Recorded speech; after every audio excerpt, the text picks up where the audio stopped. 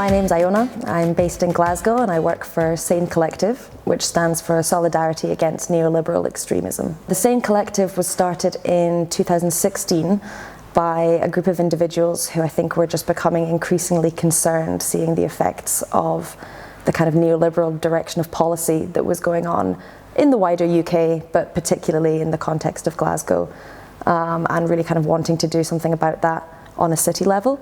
My name is Johannes, I'm from Berlin and I'm active with the Kiez team Mitte, which is a very central Kiez team of the campaign Deutsche Wohnen und Co. enteignen, which was active primarily last year in 2021 for a referendum campaign for the expropriation of the major private landlords in the city of Berlin, mobilizing a lot of people and eventually winning the vote with almost 60% of Berliners who voted for the expropriation of these companies. Hi, my name is Margot Medcourt. I'm coming from Nantes and I participate to Nantes en Commun. And my name is Clément Baraya from Nantes en Commun. So Nantes en Commun is a municipalist movement or a communalist movement. Our main goal is to take power back on our lives, and we think that to do so we need to take the power back on our city to try to change the world where we live in our area, our city. Glasgow is, in many ways, it's a city of contradictions. We have a fierce history of resistance, but we also have a massive democratic deficit. There's a lot of inequality in the city. And there's a really strong groundswell of activity, grassroots organisations who are working in communities, working to meet people's needs, working to help make the city a brighter and safer, fairer place. But there wasn't really like an overarching umbrella that kind of all of those movements could fit among, that kind of drew together a sort of mutual understanding of the political and economic crises that had brought us to this point. So I think there was a will there to create some kind of structure that could unite these campaigns and kind of bring them together under a common understanding of the causes that had brought us to this point and of the alternatives that would hopefully be part of our future. That's why a couple of years ago, a couple of tenant movements and organizations came together and started this idea to expropriate and then collectivize the major housing companies in Berlin, which would be a huge step because we are speaking about more than 200,000 apartments in the city.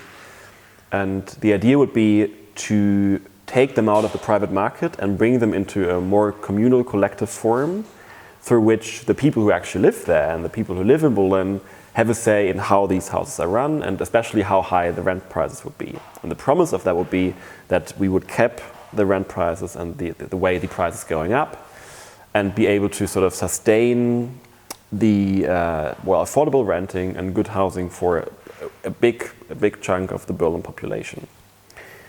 And then soon after that, the idea was born that we would run a referendum in the city of Berlin, which then included collecting signatures and eventually putting it to the electoral vote.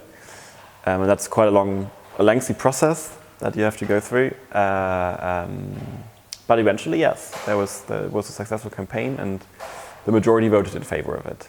Yeah, so we started to think about a local movement in 2018, and we wanted this movement not to be focused on elections, but really on how we take the power back, but also concretely outside the institution. So in 2018 and 2019, we launched a big investigation on the city, meaning public collective discussions around energy, urbanism, and a lot of all the topics linked to the city. And we try to understand how it works from our personal experiment, and we try to define all the politics we could do if we had the institutions at hand, but also outside the institution. So we presented a list for the local election in 2020. We did 9% of the votes, which was good, but not good enough. not good enough to get to the second tour. So we have no seats, but we did what we said we would do, meaning we continued and we created some comments around food. We opened a bar, which is a political and cultural place, and also the place where we work, and we are doing a lot around energy too. When the campaign started, we realized that at the first step to have a referendum in Berlin, you have to collect a huge number of signatures, and it can't be done online. Like, you actually have to do it handwritten and go through the streets and get people to sign up for it.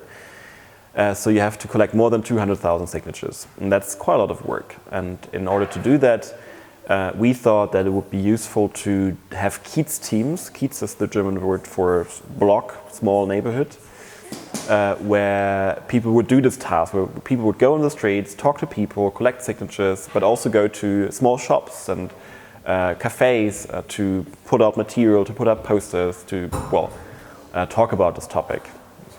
So that was sort of, in the organizational sense, an essential step, that we'd have these small local teams, these Kiez teams. At the same time, a superstructure, I would say. So we call it Gesamtplenum, like a major assembly every 2 weeks, where the whole campaign would meet and discuss the most pressing issues. And then there would be working groups that would run and organize all the things that have to be run for such a big campaign, like PR, social media strategy, communication with politicians, all the legal stuff that you have to go through. So there would be specific working groups that would be citywide and work on these particular topics. So that's sort of like the organizational setup that we came up with. And we've eventually managed to really mobilize a big chunk of people, which we were also surprised by. At the peak time, there were more than 1,500 people involved in the campaign, going out in the streets, collecting signatures, which was really important, because if you want to collect all these signatures, you have to have all these people involved. In 2020, we lost the election, but we had thousands of people who voted for us, who said, "Oh, it's great what you do," etc. And so we use this force and trying to build a real community with these people, with these supporters, and we had 4,000 people who participated in investigations. So we contributed to the program, and they voted for us. And so we afterwards we opened a place to gather, like a cafe. A bar, and in this bar there is cultural, political, and social activities. So it's called the Chapeau Rouge, the Red Hat, and it's a place where we work on the project, where people work together on many issues, many projects, and they are just gathering and taking time to discuss, to drink, to enjoy parties, and so it's social, political, and workplace. So it's very important for us to mix everything and say we are a political movement, but social movements, grassroots movements, and trying to take the power back in every direction we can. Yeah, I'm Cleo Mulet. I'm an over-integrated French person living in Berlin since 30 years now, and my passion is this link between the social question and the climate question is really what I want to transform. And also my personal approach is a very concrete, practical one. I think we have a lot of very great thoughts about nearly everything, and as I'm not an academic, more a creative person, I go through searching for solutions to implement stuff. And social ecological transformation is a huge challenge for our society and for cities and for their whole organization. And what will our daily life look like? What will our working world look like when we do that transformation, when we have pushed, the main goal is pushing forward for regional circular economy, and we need spaces to push forward to that. Transformation, Haus, Feld, transformation, house and field, inside, outside, and also THF. These are the letters of the former airport of Tempelhof. This airport, which has been stopped to be driven as an airport since 2008. And for the outside space, there were a very beautiful movement from the Berlin Society, which claims the space for the civil society, and it worked so far. There were a referendum and it was successful, and so this space, huge, fantastic, utopian space, is protected for the people against building projects and privatizing projects. But what about the building? The building is 1.2 kilometers long. It's one of the biggest buildings in the world, and it's a huge resource for us in the city. And that was our claim, using that space for social ecological transformation and the needs of civil society. So we started by networking and by co-designing and co-creating the idea of what can be a transformation center and how could it work. And one pillar is for sure networking. We were successful within 2 years. We now have the promise from the Senate, from the Berlin Senate, to use it for 5 months next year, 23. But we were only successful because we had such a large network and alliance standing behind the project. So my name is Julio. I'm from a country that is today called Guatemala, and I live in Berlin. I work on a basic income. That's the large project, let's say, I work on as part of a movement. In Berlin, I work on a project called Circles. Circles UBI is a protocol for making basic income happen. So it's a social technical infrastructure that allows us to run a pilot here in Berlin, where people in the community issue money as a sort of commons that they can then use to exchange stuff with each other. So we run a pilot right now of about 700 to 1,000 people, depending on the month and the season, with over 20 something businesses that accept the currency, also farms and many different producers, distributors, care providers. And yeah, we're trying to do it without the state, and also using municipalism as a framework. Yeah, so we have like 5,000 members, so it's a big community, and there are people invested in struggles, invested in building commons, in building some alternatives, and so all these people are working together and meeting and trying to understand each other and making something, you know, which we call a counter city council, an other city council, an alternate city council. So we are inhabitants, but we are citizens. We're trying to affirm which city we want to build, and so we're trying to build it. What we try to do through this common, but also the other commons, is to experience another way of life and experience it through a bar, through a political and cultural place. It's really important for us. So this is the main goal. In terms of our work streams, we're almost kind of split into two. So on the sane side, this would be far more about critiquing the systems that we have in place in Glasgow right now and providing that sort of analysis of the policies that are coming out and of the effects that those are having on the people in the city. And then the People's Plan for Glasgow is the sort of slightly happier side of the work stream, which is more about focused on trying to find solutions to some of these issues in ways that don't replicate them or sustain them further. There are several streams underneath the People's Plan that may lead to different visions for Glasgow.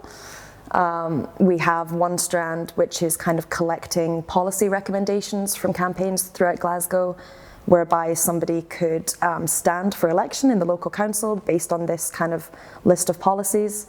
We have a sort of People's Assemblies project that we're working on, which is trying to create a far more kind of radical, sort of ground up, self-sustaining form of governance for the city that would not involve things like the city council or kind of more traditional political structures. We have craftivism projects that involves bringing people together to work with their hands and thinking about their communities on a sort of even more decentralized level than just the city. I think we have a loose aim to explore how another Glasgow might be possible. And I think just the fact that we're setting those parameters, that we're operating on a city level, I suppose that would be our sort of in with municipalism, as it were.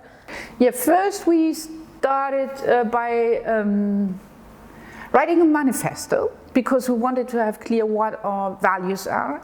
So that once you have written it down, you know, it's very helpful, because when new people come in, they know you're against right, you're against racism, blah, blah, blah, and they can go if they don't agree with your values. Then we started to ask within Berlin specialists, experts from every resort which is concerned by social ecological transformation.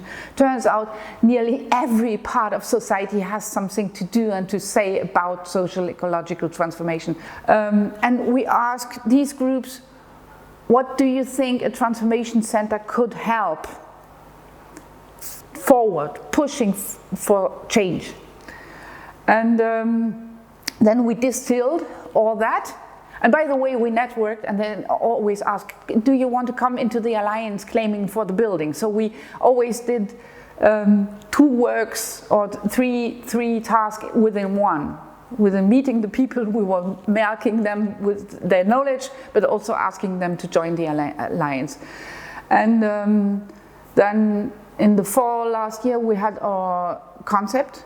It's about 80 sites, how a transformation center could work. And the main idea is to diffuse knowledge, which is in niches in the society, in the mainstream. This concept is full of very concrete examples and full of named people who are really existing and associations who are really working here somewhere in the region. We created tiny working groups within the Transformation Haus und Feld around these topics, as I told you, mobility, art and culture, food system, material stuff, textile, blah, and then and also methodology like self-organizing system, cooperation, building up, and non-violent communication as tools are very important also.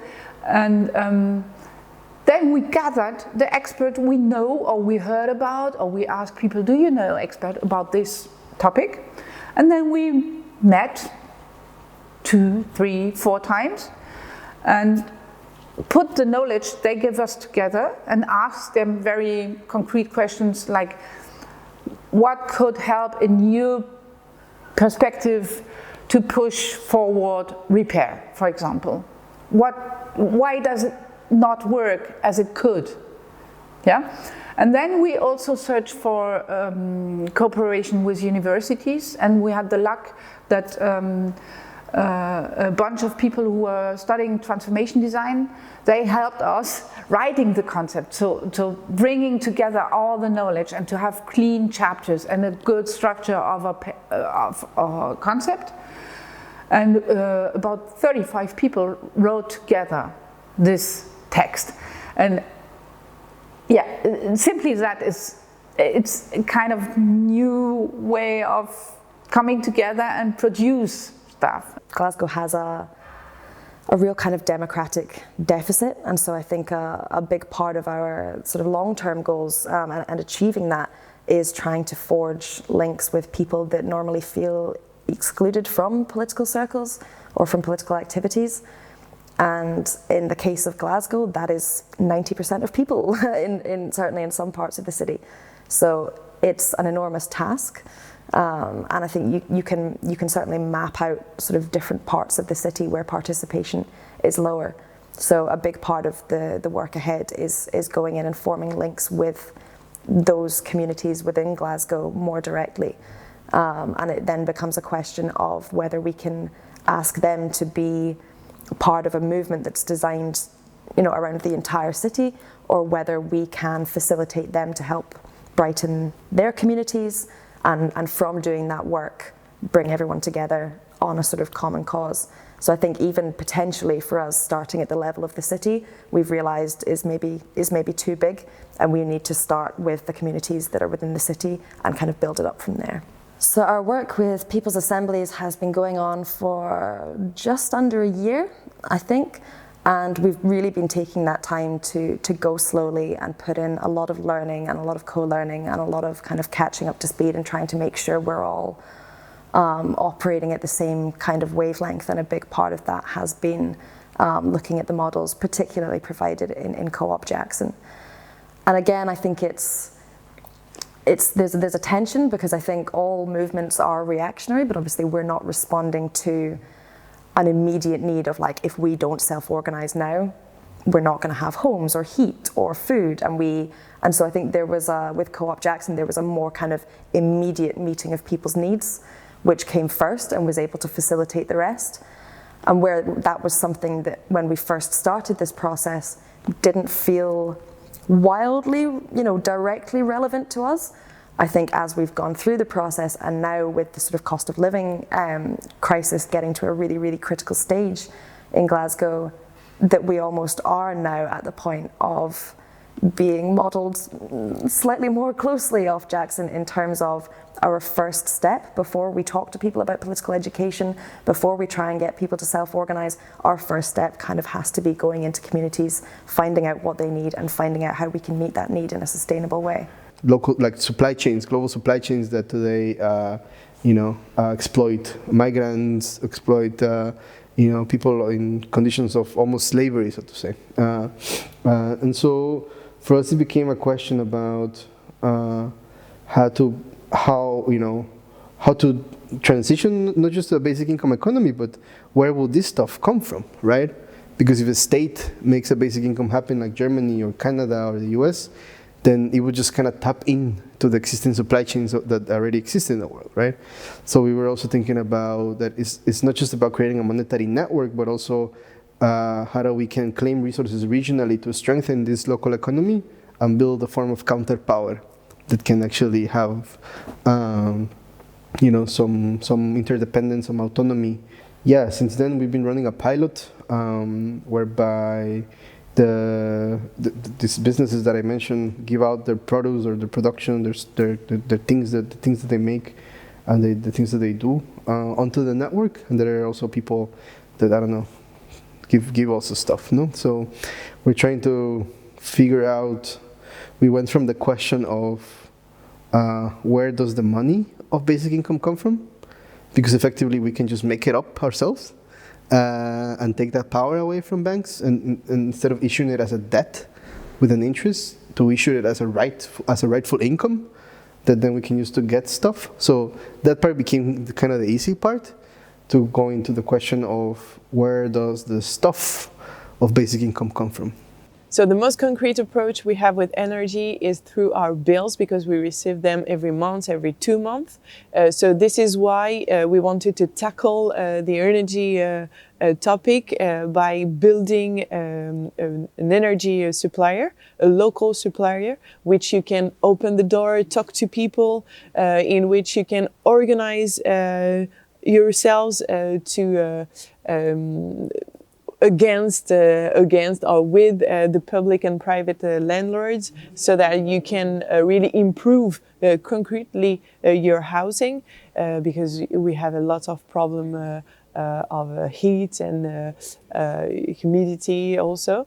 So we are trying to build this local supplier, and also we are doing campaigns to organize communities, and we are also trying to buy and taking care of repairing means to produce energy, like water mills, but also solar centrals, etc. And it's a non-profit organization, and based on a public service, but made by citizens. So it's a common institution dedicated to help people, even far from us. Everyone can just choose this supplier, but they are invited to take part. One of the strategies we have is to say, how can we get all these businesses to work together? You know, to create like in business parlance, it would be like a business-to-business network or something like this. But it's really just about complementing each other across the value chains. You know, so if the farmer needs someone who drives, we can find someone who drives. If the driver needs some sort of administration support, then there can be someone who can do that. Or we are trying to make movements, and so I think which is very important to us is caring and hosting people. So they come to participate, to be involved in a project, in a discussion. They just come here by chance or because someone told them, oh yeah, it's good to come here. So we are trying to host people the better we can. So trying to make everyone comfortable. And for example, in the cafe, lots of people say, "Oh, it's like at home. Oh, it's very nice. I can come here." So because we noticed then that in lots of political spaces, people are just say, "Oh, it's not for me. I'm not political people," and they don't. They have the feeling that they don't belong here.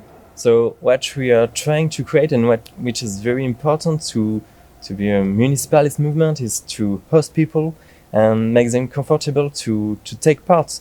And so, yeah, it's about finding these common denominators and basically connecting,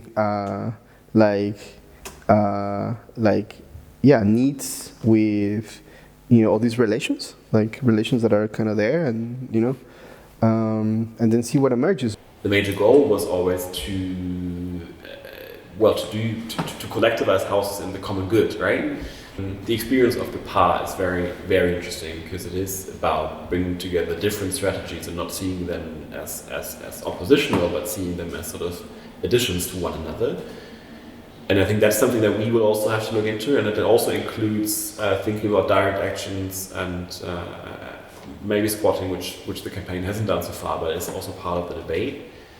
But I think the major question for us is how to, and that's the difference also to other experiences like the eviction movement in Spain, how do you transform a campaign that was very focused on an election into something that is a more long-term movement which tries to bring about better housing, collectivized housing in the city beyond just one sort of referendum where you vote for it and that's it.